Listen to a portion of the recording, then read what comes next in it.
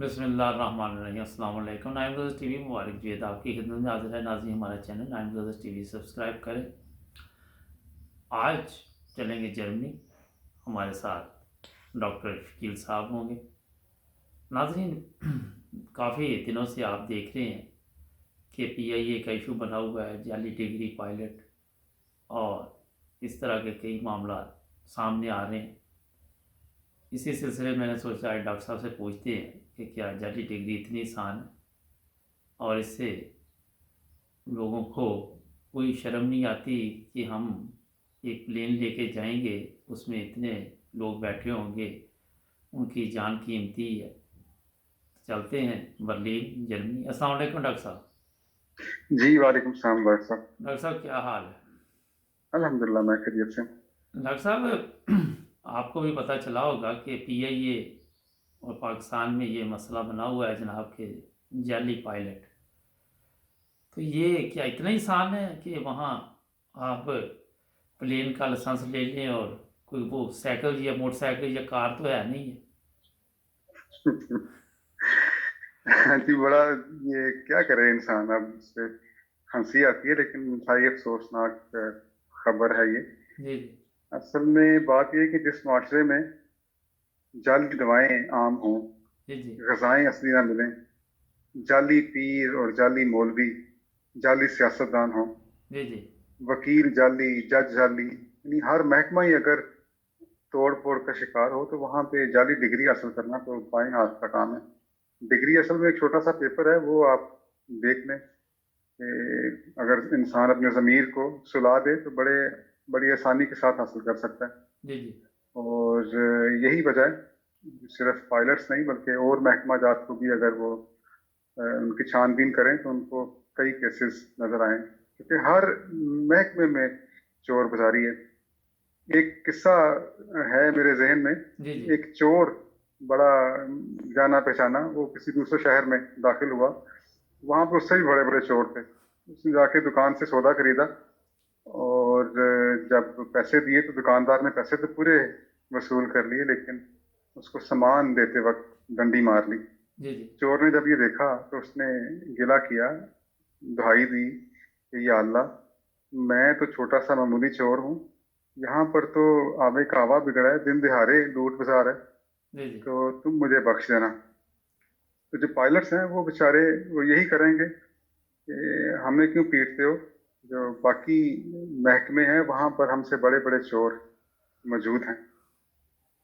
Doctor साहब, जो दूसरे वो तो एक अलग मसला है, लेकिन ये इंटरनेशनल लेवल पे आप देखें ना, पायलट है, उसने प्लेन लेके जाना है, उसमें लोग बैठे हुए हैं, उनकी जान कितनी कीमती है। ये तो आप बैठे हो, मैं बैठा हूँ, कोई भी बैठा हो उसमें ना, तो ये प्लेन उड़ा कैसे सकते हैं जब उनके पास वो किस तरह कर सकते हैं ये कि प्लेन सीखना भी तो काम है ना एक। असल में जो जहाज उड़ाना है वो लोग समझते हैं बड़ा मुश्किल काम है। इतना मुश्किल भी नहीं रहा साइंस और टेक्नोलॉजी की मदद से। ऐसे। अब जहाज की अगर मिसाल के तौर पर 10 घंटे की फ्लाइट है तो उसमें मैक्सिमम जो पायलट जहाज उड़ाता है वो 10 मिनट होगा, 10 से 12 मिनट। जी जी बाकी ऑटो पायलट के नाम से उसमें टेक्नोलॉजी मौजूद है। जहाज खुद यानी सफर तय करता है अपना, और वो इस काबिल भी है कि लैंड भी कर सके और टेक ओवर यानी टेक ऑफ भी कर सके। तो ये जो 8-10 मिनट की होती है फ्लाइट, ये लर्निंग बाय डूइंग, जाहिर है अगर जाली डिग्री है लेकिन उन्होंने सीख लिया है प्रैक्टिस से, और वो इतना मुश्किल नहीं है। अगर आपको सिखाया जाए चंद दिनों में आप भी मैं भी ट्रेंड हो पायलट बन सकते हैं, जाऊंगा। लेकिन पायलट बन सकते हैं। लेकिन बात यह है, उड़ा तो सकते हैं जी जी लेकिन इस तरह के जो बड़े अहम होते हैं ना महकमे, जैसे जहाज, इसमें सैकड़ों लोगों की जानें जो है वो रिस्क होती हैं, तो डिसीजन मेकिंग बहुत अहम काम है। जी जी और क्रिटिकल थिंकिंग, ये सब चीजें सिखाई जाती हैं उन डिग्री हासिल करने के लिए, असल डिग्री। जी जी। तो जाहिर है जहाज में तो कभी कभी इमरजेंसी का वाकया पेश आएगा, और उन मराहल पर ही ये सारी तालीम जाहिर होती है। और अगर जाली डिग्री है तो वहां पे वो जहाज नीचे गिरा देंगे, फिर यही होता है। नहीं तो जब गिर जाता फिर ही तो पता चलता कि इसके पास जाली डिग्री है। अब ये पाकिस्तान का इशू नहीं, इंडिया में भी ये मामला सामने आ रहे हैं ना, तो। जाहिर है जितने भी ये 2 नंबर यानी जितने भी क्या कह रहे हैं, किस तरह के जो मुआशरे हैं हमारे, वहां पर रुझान बढ़ता जा रहा है। अखलाकी तौर पे जब इंसान गिरता है तो ये उसका लाजमी नतीजा हुआ करते हैं इस तरह की ये चीज़ें। क्या वजह है, हमारे वहाँ की मिट्टी ऐसी ही है डॉक्टर साहब के, हम 2 नंबर काम में बड़े माहिर हैं। मिट्टी तो बड़ी जरखेज है मुबारक साहब, और बड़े बड़े पहलवान पैदा किए हैं इस मिट्टी ने। लेकिन बदकिस्मती से ये मुल्क उन लोगों के हाथों में चला गया जो इसके बनने के ही मुखालिफ थे। इस मिट्टी की जरखेजी को देखना हो तो सर जफरुल्लाह खान साहब का नाम देखें। जी जी। और इन्हीं इस कदर आली कदर वजूद पैदा किया है। डॉक्टर अब्दुल सलाम जी साहब जी। पहले मुसलमान साइंसदान हैं। बिल्कुल। फिर मिर्ज़ा मुजफ्फर अहमद साहब जो थे वो कायदे इतने बड़े आज़म। मईशतदान थे, कायदे आज़म बिल्कुल।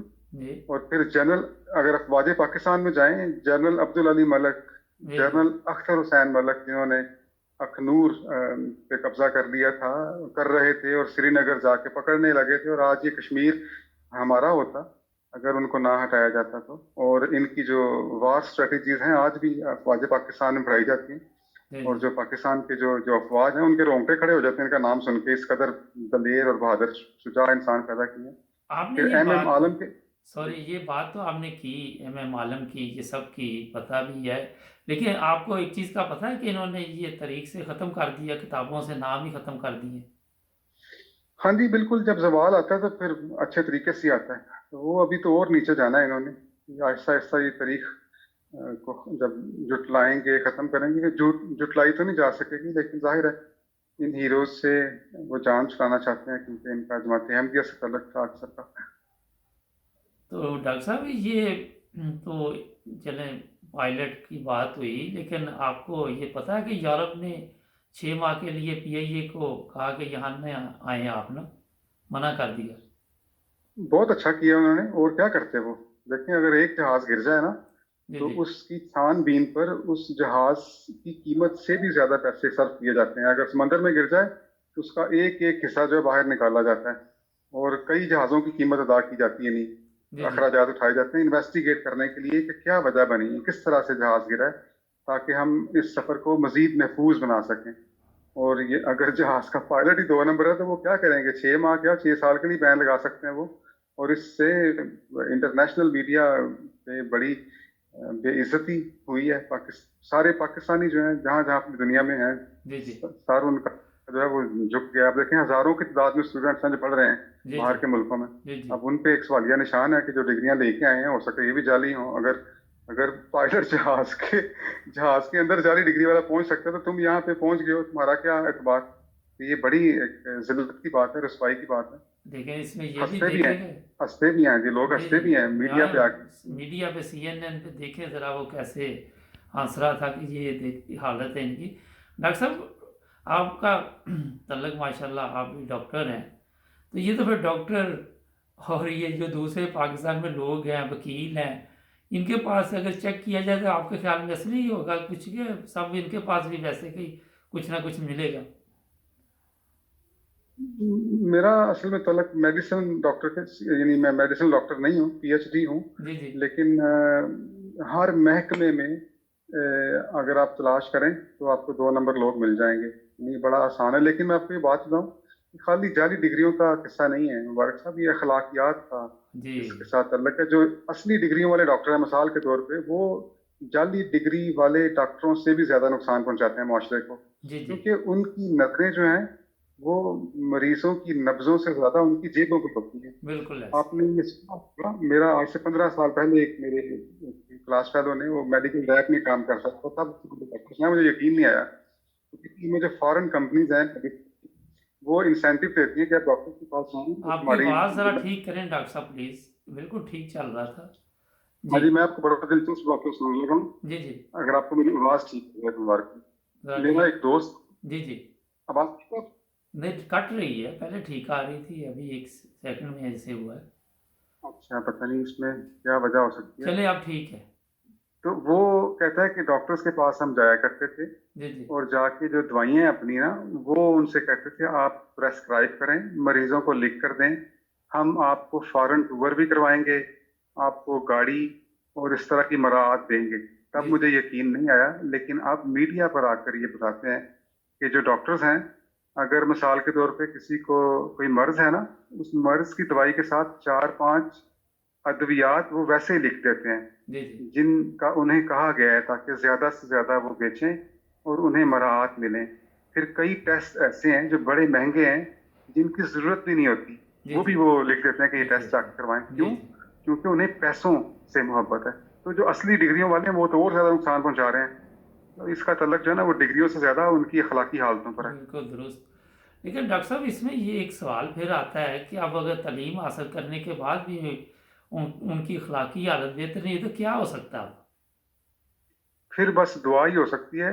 जब मुआशरा इस नहज पर पहुंच जाए ना, इस बर्बादी की तरफ, तो फिर खुदा ताला ही उसे उसकी इस्लाह किया करता है, अपने मसले को भेज कर, इस्लाह करने वाले को भेज कर।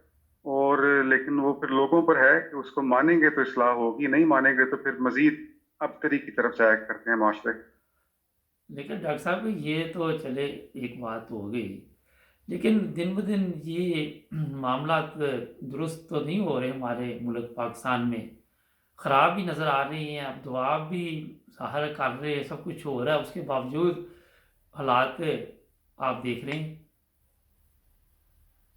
बिल्कुल, हाँ जी। बहुत ही बदकिस्मती है कि वो मुल्क जिसमें हमारे बुजुर्गों का खून शामिल है, जिसकी बुनियादों में, जी जी और वो उनके कब्जे में चला गया, जो कहते थे कि पाकिस्तान तो दूर की बात है, पाकिस्तान की पे भी नहीं बनने देनी हमने। जी और जी कायद आजम को काफिर आजम कहते थे। और यानी वही लोग जो है उनके शिकंजे में, उनको शिकंजे में आ गए। और ये इनको जब तोड़ देंगे ना, तो तोड़ के भी ये खुश होंगे। वो कहेंगे देखा, हमारे बुजुर्ग इसीलिए मुखालफत किया करते थे पाकिस्तान के बनने की, तो उन्हें पहले से नजर आ गया था कि पाकिस्तान का अंजाम क्या है। तो इस कदर जो है ना वो ढीठ उनके लोग हैं। बदकिस्मती है कि उनके हाथ में आ गया मुल्क। जी डॉक्टर साहब आपने बहुत ज़बरदस्त तरीके से बताया। मैं सर ये बताऊं नाजरीन को कि आज़ादी का पता चलता है आज़ादी छिन जाने के बाद। आज इंडिया में देखें क्या हालात है, मुसलमान किस तकलीफ़ में रह रहे हैं, वहाँ पे किस तरह उनको परेशान किया जाता है। अपने मुल्क की कदर करें और अपने अखलाक को दुरुस्त करें। क्यों जी डॉक्टर साहब? बिल्कुल बिल्कुल, ये बिल्कुल दुरुस्त बात है, मुत्तफिक हूं इस चीज से। क्योंकि ये कदर नहीं कर रहे पाकिस्तान की ना, ये हाँ। अफसोसनाक है। जो जो भी आप इदारा देख लें वहाँ पे इतने मामलात हैं कि अदालतें इसी में लगी हुई हैं कि ये कभी नैब का मसला आ गया, कभी किसी इदारे का, कभी वापटा, कभी बिजली, कभी पानी। वो लोगों के मसाइल तो सुनते नहीं, इन्हीं के मसाइल सुनते रहते हैं। मैं आपको मजे की बात बताऊं, हमारे साथ पायलट्स बेचारों पे तो आ गया सारा का सारा मलबा। जी जी और इनको सजा भी मिलनी चाहिए, क्योंकि पाकिस्तान का नाम बदनाम हुआ है। जी जी और इसका मदावा इसी में है कि इनको कड़ी से कड़ी सजा मिले, इबरत का निशान बनाया जाए, हो सके तो सजाए मौत दें। जी जी इन 20-25 लोगों को जब सजाए मौत मिलेगी, तो इंटरनेशनल सतह पे पाकिस्तान का जो नाम बदनाम हुआ है, उसमें कुछ ना कुछ बेहतरी आ जाएगी कि भाई सजा दी गई है। और लेकिन इन पायलट्स के साथ साथ ये डिग्री लेकर जब गए हैं जॉब हासिल करने के लिए, तो वो पूरा महकमा है उसकी छानबीन किया करता है डिग्री की, उनको जी पता चल जाता है कि ये असली है कि नकली है। जी जी इसका मतलब है उन्हें पता था। और जो जॉब पे रखने वाले थे, उन्हें हायर करने वाले थे, उन्होंने जानते बूझते हुए कि ये जाली हैं, उन्हें जॉब्स दी हैं। इसका मतलब है कि उन्हें भी सजा मिलनी चाहिए, और कड़ी से कड़ी सजा मिलनी चाहिए, ताकि पाकिस्तान का जो इमेज है वो उसमें कुछ ना कुछ बेहतरी आए। जी ये भी एक अल्लाह ताला का फजल ही हुआ करता है। जब मरीज बहुत ज्यादा बीमार हो जाए ना, जी जी लेकिन उसके उसके अमराज बाहर ना आए उसकी ना, यानी कि समझ ना आए डॉक्टर को, तबीब को, तो उसका इलाज करने में बड़ी मुश्किल आती है। लेकिन अगर एक मर्ज की इलामात जाहिर होना शुरू हो जाए, तो डॉक्टर्स के लिए आसानी होती है कि कहाँ पे पट्टी करनी है, कहाँ पे टीका लगाना है, कहाँ से जिसम काटना है। जी तो अब जी ये किस्म की इलामात बाहर आई हैं, तो इनको चाहिए, अब इमरान खान के हाथ में एक अच्छा सुनहरी मौका है कि कड़े तरीके से जो है ना वो उसका एहतसाब करके और इनको दूर करे। अच्छा उसका अपना आप इमेज भी अच्छा होगा और मुल्क का भी। आपने इमरान खान की बात की डॉक्टर साहब। इमरान खान अकेला बंदा ईमानदार तो है, मगर मसाइल वही वही हैं वहाँ पे।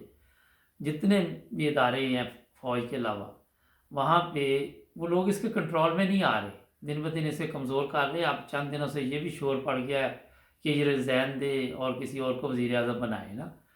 ये पाकिस्तान में हर 2 साल बाद यही गेम चलती है। अब ये मीडिया के ज़रिए अंडर प्रेशर करेंगे इनको ना। इसका अपना कसूर है, अलमिया इसका, इसको खुदा तला ने मौका दिया था। वाहद सियासतदान है पाकिस्तान का जो अब 20-25 साल की कोशिशों के बाद जो है वो आया है। जी और जी। जब आया है इक़्तिदार में, अल्लाह ताला ने मौका दिया है, बजाय इसके कि वो जो काम कर सकता था करे, वो मौलवियों की तरफ चला गया बिल्कुल उन्हें खुश ऐसे ही। करने के लिए। और जब उन्हें खुश करने के लिए जाएगा तो तरीक पीछे है कि जिन्होंने मौलवियों को खुश करने की कोशिश की है, वो आस्ता आस्ता ले आते हैं इस तरफ ही, मौलवी या फिर फांसी खुश के नहीं फंदे होता। तक। हाँ। मैंने कहा मौलवी फिर भी खुश नहीं होता। नहीं, वो तो फांसी चढ़ा के खुश होता है। ऐसे ही है। अच्छा, अब हालात ये हैं पाकिस्तान के डॉक्टर साहब कि ये जब नवाज शरीफ ने आना था ना पाकिस्तान से बाहर, फिर ये मीडिया को इस्तेमाल करते हैं और अब उस पर न्यूज़ चल रही है दिन रात। कुछ दिनों में आप देखेंगे वो जो बात आपने की मौलवी, वो भी मैदान में आ जाएगा ना, वो आके हम्म। भी कोशिश करेगा इमरान खान को ख़त्म करे ना, मतलब उसकी हम्म। हुकूमत को ख़त्म करे ना। तो हम्म। ये पाकिस्तान, आप यूरोप में रहते हैं, कभी इस तरह किसी के पास इतना टाइम ही नहीं कि कोई जल्द से जुलूस निकाले ना। दुरुस्त है। तो यही वजह बिल्कुल। कि ये यूरोप तरक्की पे है ना। कोई मैसेज देना चाहिए डॉक्टर साहब आप हमारे नाजरीन को? मैसेज बस, मैं जो हुकूमत में मौजूद हैं, जिन तक हम अगर हमारी आवाज़ पहुंच सके, अल्लाह करे, तो उन्हें चाहिए कि खुदारा पाकिस्तान की जो शख्स को सख्त नुकसान पहुंचाया गया है, और ये इकदाम कत्ल है। अगर एक जाली डिग्री वाला जहाज उड़ाता है तो वो इस नीयत से लेके चला है कि जो 200-300 अफराद उसके अंदर बैठे हैं उनको भी, और जो नीचे हैं उनको भी कत्ल करने के लिए बाहर निकला है। तो इसकी कड़ी से कड़ी सजा जी होनी चाहिए, ताकि इबरत हो, और आइंदा कोई शख्स भी किसी महकमे में जाली डिग्री लेते वक्त 100 दफा सोचे कि इसका क्या अंजाम होगा। जी, बहुत अच्छा डॉक्टर साहब आपने मैसेज दिया।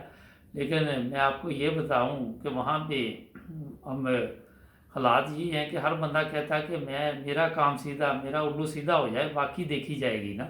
ये हालात है वहाँ पे। किसी को कोई दिलचस्पी नहीं कि दूसरे पे क्या गुजरेगी, उसको है कि मेरा सिस्टम चलना चाहिए ना। बहुत शुक्रिया डॉक्टर साहब, आपने टाइम दिया 9 बजे टीवी को। आपके साथ बहुत फिर भी शुक्रिया प्रोग्राम मुबारक होते साहब। रहेंगे इंशाल्लाह। अपना ख्याल रखें नाजरीन, जुड़े रहें 9 बजे टीवी के साथ, सब्सक्राइब करना मत भूलें। मिलेंगे अगले प्रोग्राम में। अल्लाह हाफिज़ डॉक्टर साहब, अल्लाह हाफिज़। अल्लाह हाफिज।